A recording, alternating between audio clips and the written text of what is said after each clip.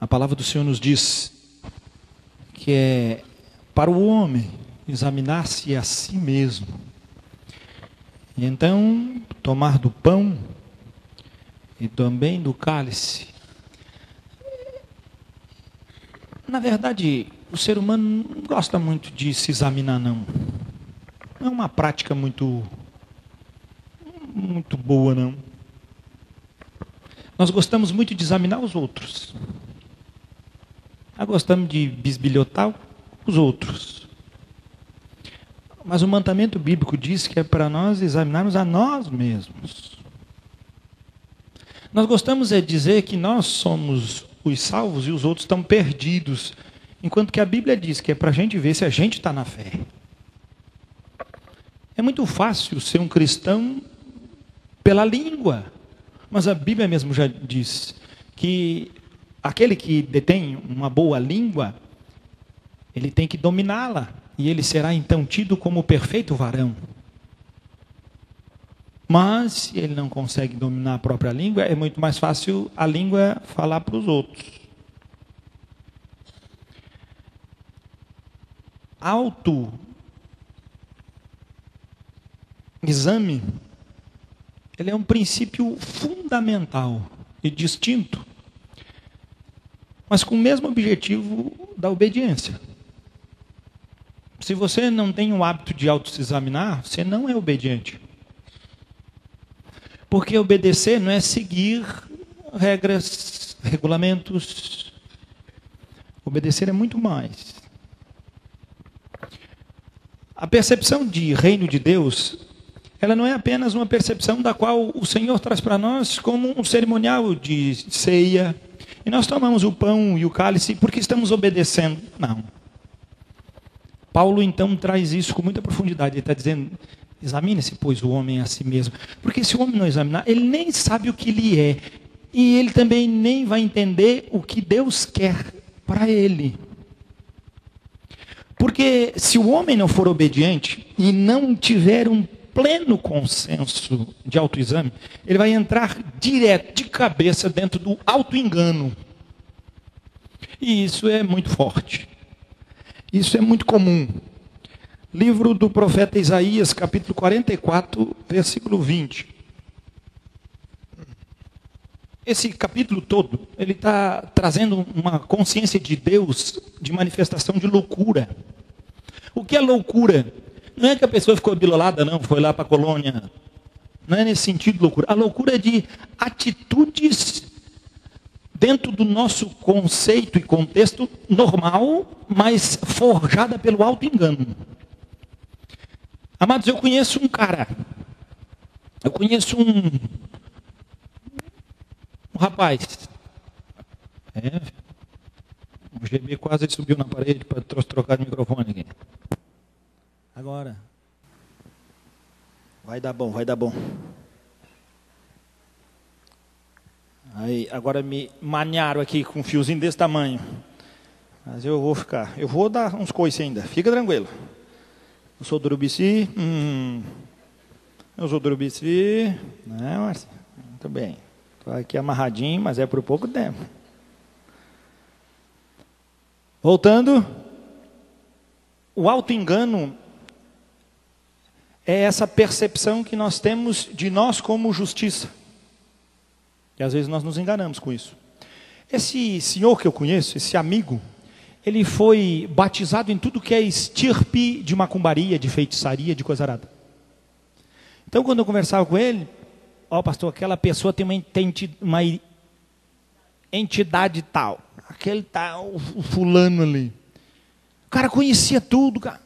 E eu ficava pensando, puxa, que cara, né? Como ele pode ser usado no reino de Deus? Eu pensava... Diz, pô, que caraca, o cara ele vai conhecer as artimanhas de Satanás, vai saber o que o diabo quer. Cara, isso aí é um achado. E foi a maior burrada que eu fiz na vida. Porque ele conhecia, mas o diabo lá no meio, ele se apresenta 5% do que ele é. 95% ele é camuflado. E aquele cara que tinha percepção lá, não tinha nenhuma percepção aqui. E os demônios brabos que agem não é aqueles lá, É os demônios que agem aqui dentro da igreja, trazendo engano. Mas aqui ninguém vê os capeta branco, então tudo tranquilo. É aqui na igreja que ele ataca, meu filho, não é lá fora. Lá ele amunta, e aqueles lá viram o cavalo dele, porque ele faz o que quer. Mas aqui dentro, aqui há uma conspiração satânica, profundamente envolvedora da igreja. E ninguém vê. Auto-engano. Isso está próximo. Olha só, vamos ver se isso. Começar pelo Velho Testamento, porque isso já vem de muito tempo. Isaías 44, versículo 20, diz assim: tal homem se apacenta de cinza, o seu coração enganado o iludiu, de maneira que não pode livrar a sua alma, nem dizer, não é mentira aquilo em quem confio? Que contexto é esse? É um homem que foi para o mato com seu machado, e ele racha uma árvore no meio, e depois chega em casa, ele parte ela de novo no meio, e ele separa a lenha para fazer o quê? Aquecê-lo, fazer comida. E a outra parte da árvore, o que ele faz? Um deus, um ídolo. E aí ele se prostra diante daquele ídolo e diz: ah, me ajude, ó poderoso Satangos. Ele vai pedir ajuda para qualquer um, porque não tem pé nem cabeça. O cara fazer comida com metade da lenha e virar de bunda para a lua para adorar um pedaço de pau. Deus diz que isso é loucura. E nós olhamos aqui e é mesmo, pastor, é muito burro quem faz isso. Porque nós olhamos os outros e vemos os outros debruçados o coração à frente de estátuas, de ídolos. Mas os nossos ídolos, eles são brancos. E nós nos debruçamos muitas vezes diante dele. E o maior deles dentro da igreja é o dinheiro. E nós metemos a cara no pó, em cima desta vergonha diabólica. Damos a nossa vida, o nosso suor, por causa de qualquer merrequinha, por causa de qualquer desgraça. E depois dizemos que nós não somos loucos. Nós somos loucos sim, aos olhos de Deus. Porque somos sugestionados a um engano do qual nós lucramos. E quando nós lucramos, não pode ser engano. Esse bocó aqui, tu acha que ele pensava que ele não se dava bem? Agora tenho. Mas a palavra diz que aquele cepo não servia nada para ele. O que ele trazia de alento para o seu coração, Deus dá resposta para o quê? O carvão, a cinza da outra parte que queimou fazendo comida para ele. Pelo menos foi útil. Fez uma muquequinha lá para ele e entupiu a pança. Pelo menos teve algum proveito. Porque a palavra diz, tal homem se apacenta de cinza. Quem que cuida dele? Quem é que protege esse cara? A cinza. Porque foi a mesma lenha. O seu coração enganado o iludiu, de maneira que não pode livrar a sua alma, nem dizer, não é mentira aquilo que confio? Consegue ver, cara. Que pena. Aquele irmão que eu falei, veio para a igreja, e ele foi iludido, seu coração. E ele que veio sabendo tudo dos espíritos malignos, lá da Umbanda, do Candomblé, da Macumba, do Diabaquato, veio para dentro da igreja, trazer tudo que perturbação, porque não consegue ver. E andando com ele, vi que o seu coração era iludido, o seu coração era enganado, a sua vontade era corrupta. Ah, mas vai dizer para ele, não pise no cachorro, o cachorro está sendo treinado, viu, minha filha? Vai falar para ele que ele está enganado. Você já tentou? Alguém que... Pá, santinha? Vai lá e diz para ela que ela está errada. Vai lá e diz, isso aí está errado. Vai lá, fala para tu ver quando é que é bom. É fácil, né? Você só fala, a pessoa diz, é verdade. E muda, não é assim? Vai falar para tu ver. Coração iludido, enganado. Assim também então eu rouco. Falando e ninguém muda. Por quê? Coração enganado, iludido. Há um espírito de engano no nosso meio. Mas hoje ele será desmascarado. Você só quer trazer para sua casa se você quiser. Porque nós vamos botar ele para correr em nome de Jesus. Porque o engano ilude. A Bíblia diz que a pessoa afirma categoricamente que ela está certa. E outra, prega ainda. mas na verdade está cega, coração iludido. Tremenda e corrupta posição de engano. Paulo em Gálatas capítulo 6, versículo 3. Porque se alguém julga ser alguma coisa, não sendo nada, a si mesmo se engana. Se você se colocou numa posição melhor, se você se colocou numa posição perfeita, oh Deus é uma bênção na minha vida, eu sou o cara, está enganado.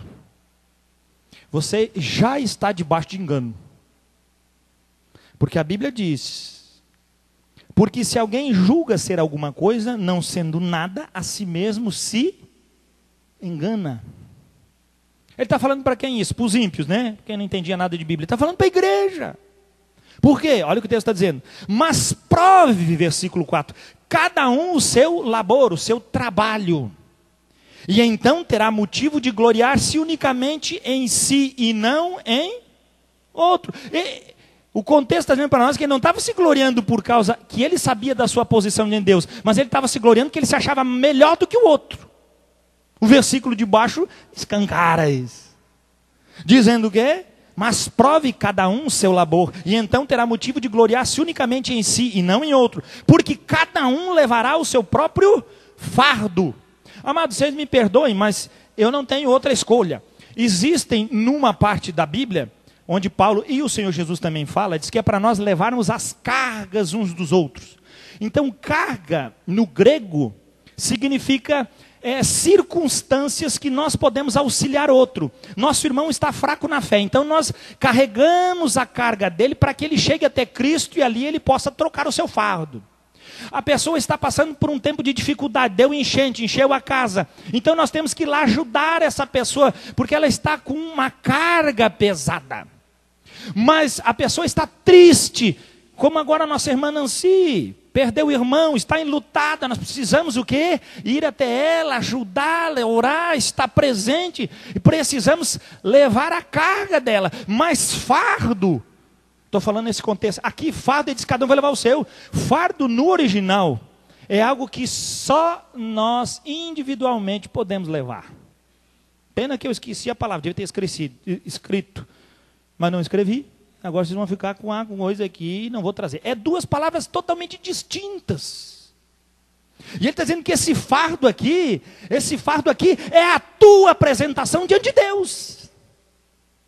Não adianta chegar lá no céu e dizer, Senhor, eu fui melhor que o Francisco. Deus vai dizer, e daí? De que adiantou de ser melhor que ele? Não, mas o senhor pode ver, na igreja, tinha umas 300 pessoas, eu era melhor que ele. Sim, perdeu para os outros 299. Nós não conseguimos perceber, porque estamos iludidos dentro de um engano. E o apóstolo Paulo começa a abrir os nossos olhos, e nós precisamos começar a ver que esta ação ela é terapêutica para a nossa vida. Tiago, capítulo 1, versículo 22. O que diz o texto? Tornai-vos, pois, praticantes da palavra, e não somente ouvintes, enganando-vos a quem? Isso é engano. Você sabia que você ouvir e não praticar? Você está dizendo para as trevas te iludirem, enganar o teu coração. Não é eu que estou enganando, não, é você que está se enganando. E eu sempre disse, afirmo aqui na frente, o pior inimigo nessa igreja de você, sabe quem é? Você mesmo. Porque esta ação diabólica, ela não levanta ninguém contra você, ela não manifesta nada contra a sua vida, ela manifesta você contra a sua fé. Como é que vai romper em fé? Não posso, morreu, ele está debaixo de engano. Como é que a casa dele vai ser saudável? Não posso, eu tenho uma casa. Vai ficar na zebra, porque Deus traz anteriormente ao todo conhecimento que tenhamos da Bíblia, a fé é a primeira coisa que nos coloca diante de Deus. Porque a própria palavra afirma que sem fé é impossível agradar a Deus. Ora, se eu tenho fé, agrado a Ele e ando neste poder de Deus, que se manifesta como fé. Mas somos iludidos, somos enganados. E às vezes gostamos de ser enganados. Por quê? Porque isso traz para nós uma autorrealização. Porque colocaram dentro da nossa cabeça que nós andamos dentro de um combate entre nós. Enquanto não existe combate nenhum entre nós, igreja. Nós temos que mudar. O irmão isso, a irmã aquilo. Amado, o foco da igreja não é um para com o outro. O foco da igreja é o diabo, nosso adversário. Nós só temos um desgraçado que luta contra a igreja. Mas nós às vezes se matamos tudo e não vimos que aquele sem vergonha iludiu, enganou nosso coração. Não estou falando de fora, estou falando aqui dentro. Como é que nós vamos chegar para esse irmãozinho que conhece tudo do inferno segundo a ótica dele, mas segundo o poder da palavra de Deus não conhece nada, e vamos dizer que ele está errado? Como? Ele nunca está errado, cara. Como é que vai dizer que o cara está errado? Por isso que a Bíblia diz, nós temos essas posições. Colocaram, educaram, disseram, e nós fomos assimilando conceitos bíblicos de pastores, e nós fomos criando esses conceitos, mas dentro desses conceitos nós precisamos todo o tempo trazer um autoexame, para ver se aquela palavra foi posta em prática ou não. Olha o que diz o texto, não é eu que estou dizendo, é o texto. Tornai-vos, pois, praticantes da palavra, e não somente ouvintes, enganando-vos a vós mesmos. Versículo 26, mesmo capítulo. Se alguém supõe, ele pensa que é. É isso que o texto original está dizendo. Se alguém diz que é, se alguém supõe ser religioso, deixando de refrear a língua, antes, o que diz o texto? Enganando o próprio coração, a sua religião é a mesma cinza que tem lá atrás, a Septuaginta bota. O cara que adorava lá a cinza, que dizia que aquilo confortava, é aqui dentro da igreja, ele está dizendo que tem gente que está do mesmo jeito. Mas não tem ídolo. Pois é, aqui não tem ídolo, para tu ver como é que a cinza chegou até nós. Mas é a mesma palavra, é a mesma designação. Ele está dizendo que é a mesma manifestação de engano que estava lá, de alguém que se prostra diante de um ídolo, que Deus do céu e diz, como pode ele pegar uma árvore, partir no meio, fazer lenha e noutra fazer um ídolo? Como pode isso? Isso é loucura. Mas aqui, a palavra diz que aquele que ouve a palavra e não pratica, ele é semelhante àquele lá. Aí pegou em nós, né? Nós gosta de ter bastante palavra, mas a prática não gosta muito. Nós nos tornamos iguais a eles em engano. É o texto sagrado. Veja aí, vou ler de novo, porque você pode dizer que sou meio doido. Isso eu já sei. Se alguém supõe ser religioso, deixando de refrear a língua, antes enganando o próprio coração, a sua religião é vã. Apocalipse 3, versículo 14. A igreja bem conhecida, a igreja de Laodiceia. O que diz o texto para nós? Ao anjo da igreja, Apocalipse 3, 14. Ao anjo da igreja em Laodiceia escreve: estas coisas diz o Amém, a testemunha fiel e verdadeira, o princípio da criação de Deus. Quem manifesta isso é Cristo, dizendo, olha, o que eu estou falando é fiel e verdadeiro. Para quem que precisa Jesus se apresentar como fiel e verdadeiro? Sabe para quem? Para quem está em engano. Aonde? A igreja de Laodiceia. Quando Deus precisa, Jesus chega para mim, eu sou fiel e verdadeiro, paridade, está lascado no mundo. Deus se apresenta para mim dizendo que Ele é fiel e verdadeiro. Senhor, quem é que pode cogitar outra possibilidade? Sabe quem? Quem está em engano. Quem está em engano cogita outra possibilidade. Pode ser que Deus esteja errado. Pode ser que ele esteja enganado, mas Jesus se apresenta afirmando categoricamente. Ele diz, eu sou a testemunha fiel e verdadeira. Eu sou único. Apresentou-se para quem? Para uma igreja que estava debaixo de engano. E como é que estava enganada? Vamos ver. Versículo 15. Conheça as tuas obras, que nem és frio nem quente. Quem dera fosses frio ou quente.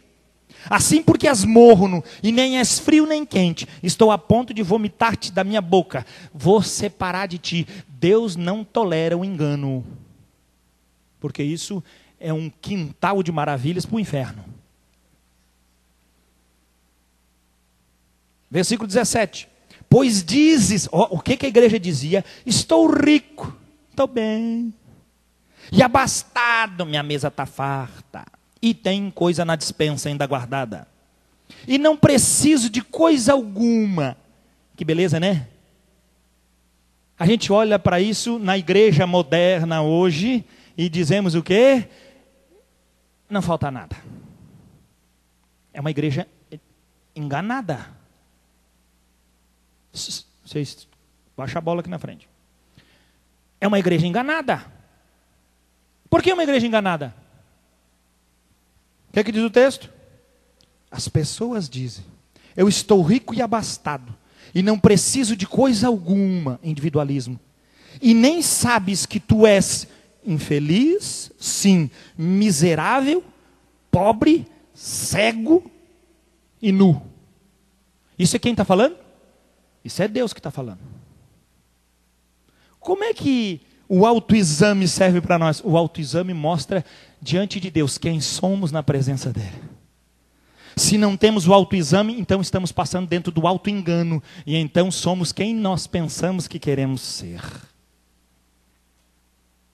Isso é diabólico. O que diz mais o texto? Aconselho-te. Eu gosto tanto de Deus. Eu não podia dizer, sai dessa aí. Se aí eu gritava, Jesus é o meu Senhor. Eu tenho que aprender com Ele. Eu tenho que aprender com Ele. Aconselho-te que de mim compres ouro refinado. Ele com sangue resgata essa igreja. Com amor se manifesta a ela. E ele, sendo fiel e verdadeiro em todas as coisas, precisa se apresentar para essa igreja, dizendo que ele é fiel e verdadeiro. Ah, meu Deus, quanta paciência tu tens ainda conosco. Como Deus tem paciência e amor por nós, queridos.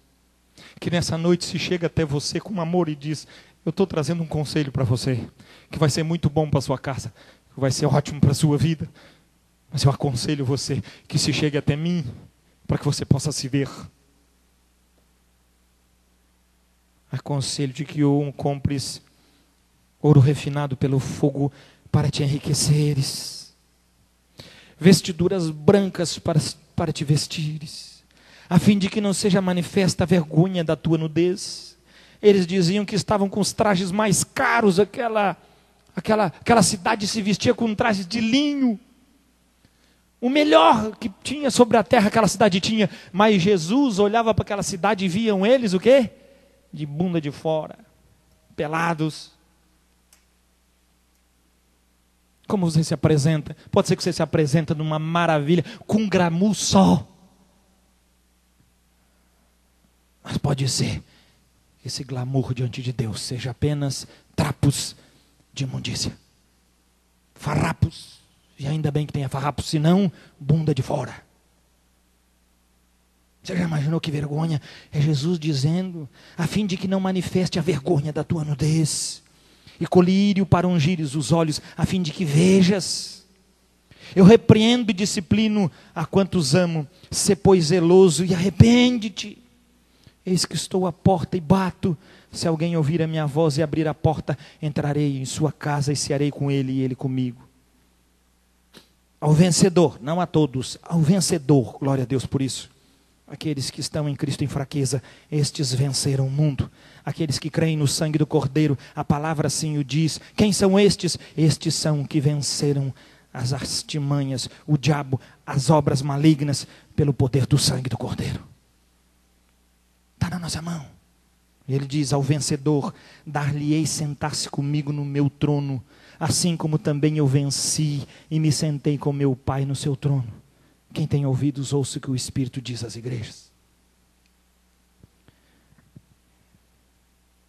Volte um pouquinho, primeira carta de João, capítulo 3.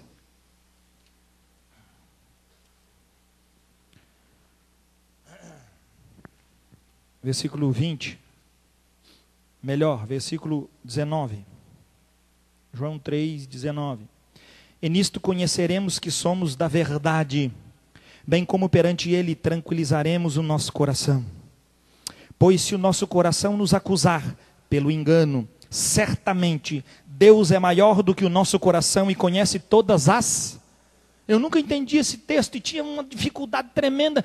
Quando eu comecei a ver a ação do engano, por que ele está falando do coração, daqui a pouco é para ouvir o coração, daqui a pouquinho não é para ouvir o coração, daqui a pouco o coração pode ir contra. Como o meu coração pode ir contra? Um coração enganoso. Quem está falando aqui, gente? Sabe quem está falando isso aqui? É João, o apóstolo. E João diz que tinha hora que o coração dele ia contra o que Deus manifestava para a sua vida. E ele não queria fazer. E acusava ele. E ele diz, ainda que o meu coração me acuse, eu não ando debaixo do engano, porque eu ando pela virtude do Espírito Santo. Ele está dizendo isso aqui, olha lá. Versículo 21. Amados, se o coração não nos acusar, temos confiança diante de Deus. 22. E aquilo que pedimos, dele recebemos, porque guardamos os seus mandamentos e fazemos diante dele o que lhe é agradável. Ó, guarda o mandamento e pratica. Isso diante de Deus é agradável. 23. Ora, o seu mandamento é este: que creiamos em o nome de seu Filho Jesus Cristo e nos amemos uns aos outros, segundo o mandamento que nos ordenou. 24. E aquele que guarda os seus mandamentos permanece em quem? Em Deus. E Deus nele. E nisto conhecemos que ele permanece em nós, pelo Espírito que nos deu. Aleluia! Não é pelo meu coração, não é pelo engano, não é pelo meu pensamento, não é pela minha forjar nutricional de uma moral diante dos homens, mas é pelo Espírito que habita em mim. É pelo Espírito de Deus que está em mim. É pelo Espírito de Deus que se manifesta em mim. Por isso precisamos sim examinar-nos a nós mesmos. Examine-se, pois, o homem a si mesmo. 2 Coríntios 13:3. Posto que buscais prova de que em mim Cristo fala, o qual não é fraco para convosco, antes é poderoso em vós. O Jesus que fala hoje, amado, não é fraco, é poderoso. 4. Porque de fato foi crucificado ele em fraqueza, contudo vive pelo poder de Deus. Porque nós também somos fracos em quem? Em Cristo. Mas viveremos com ele. Para vós outros, pelo poder de quem? Pelo poder de Deus. Tem consciência disso, irmão? Versículo 5. Examinai-vos a vós mesmos, se realmente estáis na fé. Provai-vos a vós mesmos. Ou não reconheceis que Jesus Cristo está em vós? Se não é que já estáis reprovados. Mas espero reconheçais que não somos reprovados. Estamos orando a Deus para que não façais mal algum. Não para que simplesmente pareçamos aprovados, mas para que façais o bem, embora sejamos tidos como reprovados. Porque nada podemos contra a verdade, senão a favor da própria verdade.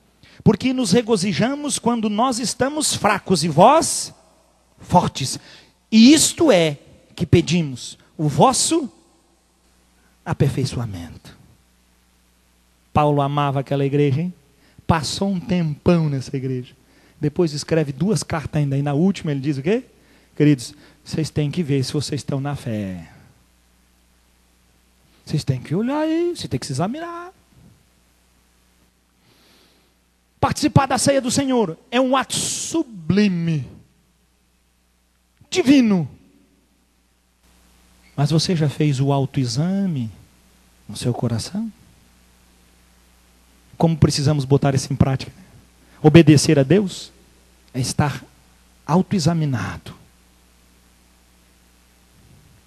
e clamar ao Senhor que nos faça mudanças. A palavra que Deus trouxe ao meu coração, ela se encerra aqui.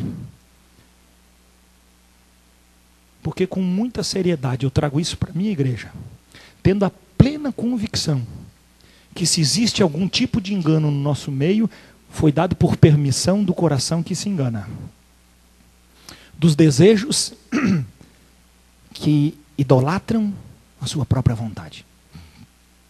Das paixões que se multiplicam num desejo perverso de um coração que maquina a maldade, mas não consegue contemplar o que é glorioso, o que manifesta verdadeira luz sobre nós.